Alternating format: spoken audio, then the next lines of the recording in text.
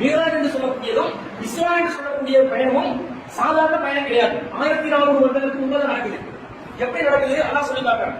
சுப்ஹானல்லதி Azra B அப்திஹி Leyland மினல் மஸ்ஜிதில் harami இலல் மஸ்ஜிதில் அக்ஸா அல்லதி பாரக்னா ஹவ்லஹு. இறைவன் தூய்மையானவன். அவன் எத்தகையவன் என்று சொன்னால், ஒரே ஒரு இரவில் தன்னுடைய அடியாரை என்ன செய்தார்? ஒரு இடத்துக்கு அழைத்து சென்றார். எந்த இடம்? மினல் மஸ்ஜிதில் ஹராம், புனிதமான மஸ்ஜிதுல் ஹராமில் இருந்து எங்கே அழைத்து சென்றார்? இலல் மஸ்ஜிதில் அக்ஸா. மஸ்ஜிதுல் அக்ஸா என்று அழைக்கப்படுகின்ற பைத்துல் முகத்தஸிலே ஜெருசலேமில் இருக்கு அந்த பள்ளிவாசல். ஆரம்பத்திலே கட்டப்பட்ட பள்ளிவாசல். ஆதம் அலைஹிஸ்ஸலாம் அவர்கள் ஆரம்பத்தில் பூமியில குடியிருந்த இடம் அந்த மஸ்ஜிதுல் ஹராம் சொல்லக்கூடிய காபத்துல்லாஹ் என்ற ஆலயம். அதற்கு பிறகு 40 வருடங்களுக்கு பிறகு கட்டப்பட்ட பள்ளிவாசல் எது? இந்த பைத்துல் முகத்தஸ் சொல்லக்கூடிய பள்ளிவாசல். மிக முக்கியமான வரலாற்றிலே புனிதமிக்க பள்ளிவாசல்கள்ல இந்த மஸ்ஜிதுல் அக்ஸா ஒன்றாக இருக்கிறது. அப்ப அந்த அக்ஸா வரைக்கும் எல்லாம் அழைத்து சென்றார்.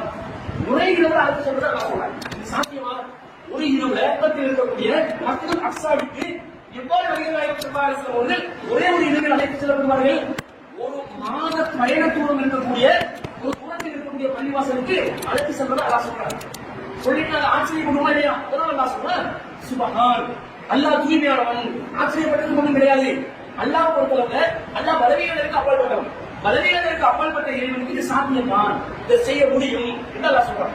அப்ப அல்லாஹ் சொல்றான், அல்லது பாரத்னா அவ்வளவு அந்த அந்த இடத்துல எப்படிப்பட்ட இடம் சொன்னால், சுற்றுப்புறத்தை அல்லாஹ்வுத்தாலா பரக்கத் செய்வதாக ஆகியிருக்கிறார். அல்லாஹ் அலைஹிஸ்ஸலாம் மஸ்ஜிதுல் அக்ஸாவுடைய சுற்றுப்புறத்தையா பரக்கத் செய்யப்பட்ட இடம். இந்த பரக்கத் செய்த ஒரு பூமிக்காக தான் நாங்கள் அழைத்து செல்வோம்னு நல்லா சொல்றாங்க. இதை சொன்னவங்களே நம்ம சமுதாயத்துல சில பழைய பெருமக்கள் என்று தங்களை கருதக்கூடியவர்கள் என்ன சொல்றாங்க தெரியுமா? அல்லாஹ் வந்து பாரத்னா பரக்கத் செய்துதான் சொல்றாங்க. இதை மஸ்ஜிதுல் ஹராம்னு சொல்றானா? சொல்லல. மஸ்ஜிதுல் ஹராம்னு சொல்றாங்க. மிகவும் புனிதமான பள்ளிவாசல் இது காபத்துல்லாஹ் மஸ்ஜிதுல் ஹராம். அதுக்கு பாரத்னா என்ற வார்த்தையை அல்லாஹ் சொல்லாம எதுக்கு அல்லாஹ் பாரத்னா என்ற வார்த்தை சொல்றாங்க? சுற்றுப்புறத்தில் அந்த பரக்கத் செய்திருக்கிறோம் வேண்டி எந்த பள்ளின்னு சொல்றாங்களா? மஸ்ஜிதுல் அக்ஸாவுக்கு சொல்கிறார். அந்த மஸ்ஜிதுல் அக்ஸாவை சுற்றி இருக்கக்கூடிய அந்த நிலப்பரப்பு பரக்கத் நிறைந்த ஒரு இடம். என்ன காரணம் தெரியுமா? அங்கே நதிகள் இருக்கிறதா? அங்கே பல வஸ்துக்கள் இருக்கிறதா? அங்கே காய்கறிகள் இருக்கிறதா? அதனால பரக்கத்தின் அல்லாஹ் சொல்கிறாங்க.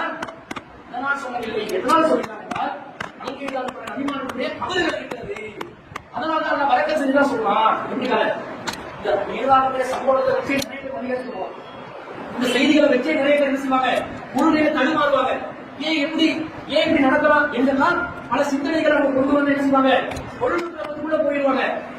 அல்லாஹ் வந்து பாரத்னா என்று எதுக்கு சொன்னான் என்பதை நாங்கள் பார்ப்பதற்கு முன்பதாக அவன் சொன்ன விளக்கம்.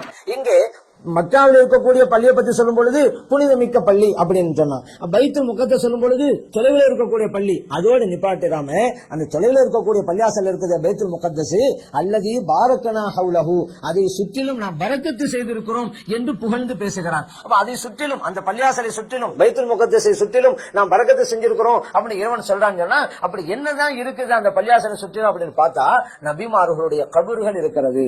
சில தஃசீர்கள்ல எழுதியிருக்கிறாங்க, அங்க ஆறு ஓடும், அதே போல பல வகைகள்லாம் உண்டு, அதை கொண்டுதான் இந்த சுற்றிலும் பரக்க செஞ்சிருக்கிறோம் அப்படிங்கிறது கூறப்பட்டிருக்கு என்று கூறப்படுகின்ற கருத்தும் இருக்குது. அதே நேரத்தில் இந்த ஒரு கருத்தை மையமா வச்சா பல வகைகள் அப்படிங்கிறது இந்த உலகத்தில் எத்தனை இடங்கள் இருக்குது, 100க்கு 100 இறை மறுப்பாளர்கள் இருக்கிற இடத்துல கூட பல வகைகள்லாம் இருக்குது, ஆறுகள்லாம் ஓடிக்கிட்டு இருக்கு. அதனால அந்த இறை மறுப்பாளர்களுக்கெல்லாம் அல்லாஹ் தஆலா பரக்க செஞ்சிருக்கிறான் அப்படின்னு சொல்ல முடியாது. ஆனா இறைவன் இங்கே அதை சுற்றிலும் பரக்கத்தை செய்திருக்கிறோம் என்று சொல்லியிருக்கிறான் என்றால் மிக பொருத்தமான கருத்து அந்த பள்ளியை சுற்றிலும் நபிமார்களுடைய கபறுகள் உண்டு என்பதுதான்.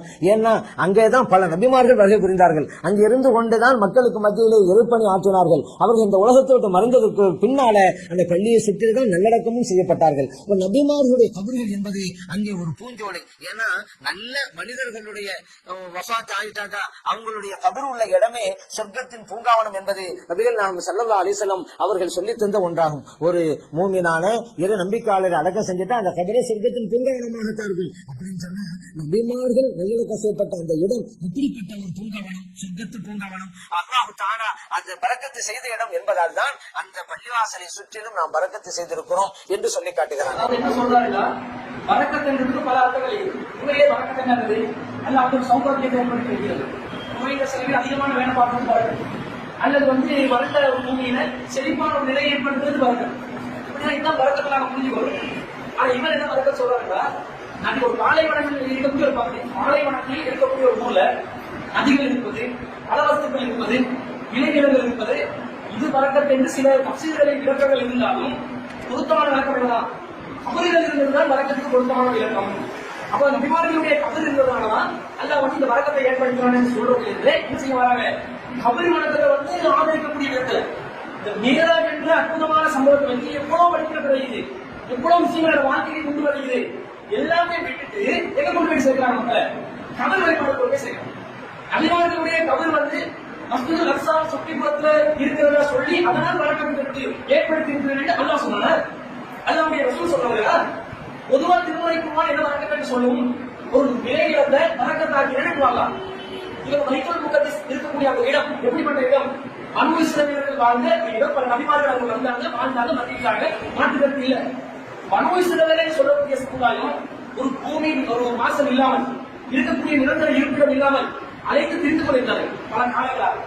அந்த காலங்களில் அவர்கள் வந்து அல்லாஹ்வுத்தாலா இந்த பூமிக்கு என்ன செய்யலாம், திரும்ப வந்து குடியமர்த்தலாம். குடியமர்த்தும் போது நீங்க வந்து எந்த மாதிரி எதிர்பார்க்கிறீங்களோ அது போன்ற உணவுப் பொருட்கள் உள்ள ஒரு பூமியை நான் உங்களை குடியமர்த்துகிறாங்க.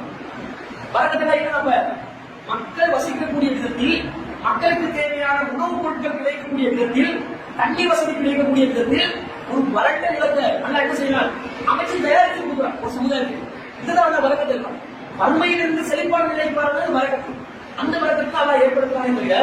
இந்த சொன்ன மாதிரி நபிமார்களுடைய கபறுகள் வரக்கத்து என்பது அல்லாஹ் ஏற்படுத்தல. பல நபிமார்களுடைய கபறு எங்க இருக்கிறதே அடையாளம் இல்லை, எங்க அவங்க அடக்கம் செய்யப்பட்ட இடம் அடையாளம் இல்லாமல் இருக்கு. அப்ப தப்பான ஒரு கருத்தை நோக்கி கொண்டு சொல்கிறார்கள்.